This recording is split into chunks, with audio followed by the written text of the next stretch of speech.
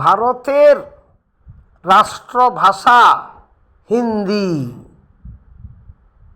পাকিস্তানের রাষ্ট্রভাষা উর্দু, বাংলাদেশের রাষ্ট্রভাষা বাংলা, নেপালের রাষ্ট্রভাষা নেপালি।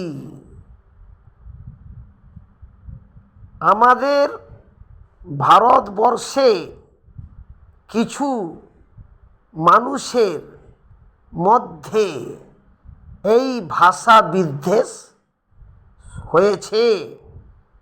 তারা এই ভাষা বিদ্বেষের মূলে বাংলা ভাষা যারা কথা বলছে তথা বাংলা ভাষীদের বলছে বাংলাদেশে যাও, তাহলে উর্দু ভাষীদেরও বলবে পাকিস্তানে যাও, নেপালি ভাষীদের বলবে নেপালে যাও, ইংরেজিতে যারা কথা বলে ইংল্যান্ডের রাষ্ট্রভাষা, তখন এই মেঘালয়, নাগাল্যান্ড, মণিপুর, অরুণাচল প্রদেশ, এই 4টা রাজ্যে বেশিরভাগ মানুষ ইংরেজিতে কথা বলে। এই সব রাজ্যের ভাষাও রাজ্য ভাষা ইংরেজি। তাহলে এদেরও বলবে তোমরা ইংল্যান্ডে যাও, তাহলে বাংলা ভাষীদের বাংলাদেশে যাও, উর্দু ভাষীদের পাকিস্তানে যাও, নেপালি ভাষীদের নেপালে যাও, ইংরেজি ভাষীদের ইংল্যান্ডে যাও।